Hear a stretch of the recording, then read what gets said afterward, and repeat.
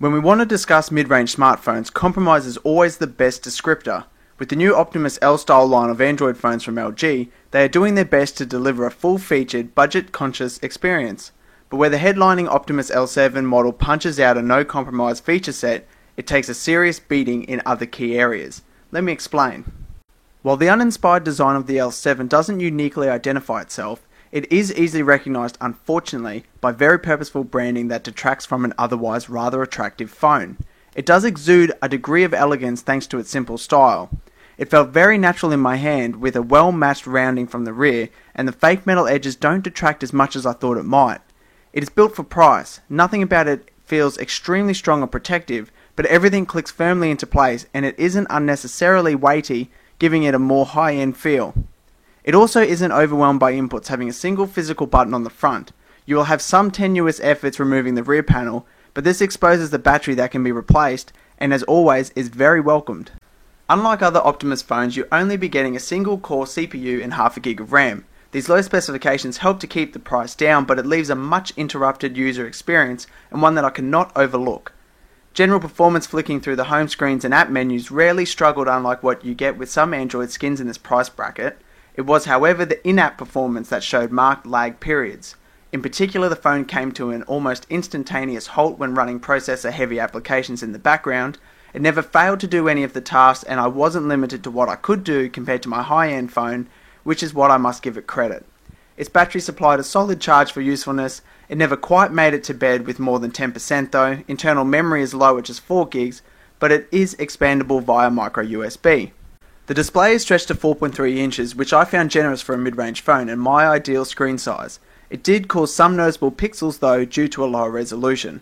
The main issue was its lack of brightness, particularly when outside. It also doesn't ship with an ambient light setting, but counters this by being able to have a brightness slider accessible from the notifications menu. While it has these flaws, it did offer accurate colours and very nice viewing angles, much better than competitive phones in this price range. Google's efforts with Android 4.0 largely gets ruined by manufacturer skins. Fortunately, LG offered a more bare-bones version of Ice Cream Sandwich with the L7.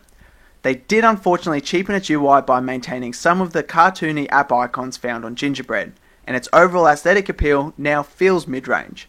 But LG did include some nice additions. Of note, mods to the notifications tab to allow an editable row of quick settings was a useful addition.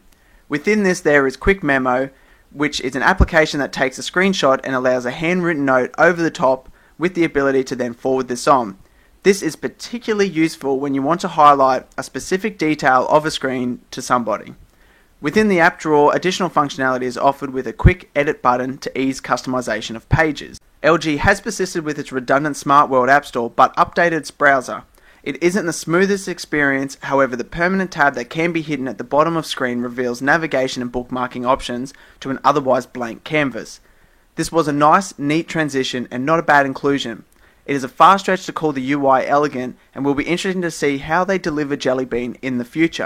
The antenna functions beautifully. I had equivalent reception under the same carrier for the L7 and the iPhone 5 with no drop calls or distortion of voices on either end. The speaker on this phone isn't the best, and found voices very distorted when on loudspeaker. The screen size of the L7 makes it an excellent multimedia device. Videos look good, but sound quality is very ordinary from a rear-facing speaker. The stock headphones do very little to compete, and I would recommend not relying on them if you intend to listen to music on the go. The transfer of data is always excellent on Android devices with plenty of options. LG also includes their Smart Share that will push data over to Wi-Fi enabled devices like PCs and smart TVs. Gaming can get a little jittery at times, but I otherwise managed. The camera was full featured as well, but the quality of pictures was not always great. Many unusable washed out images emerged in general shooting.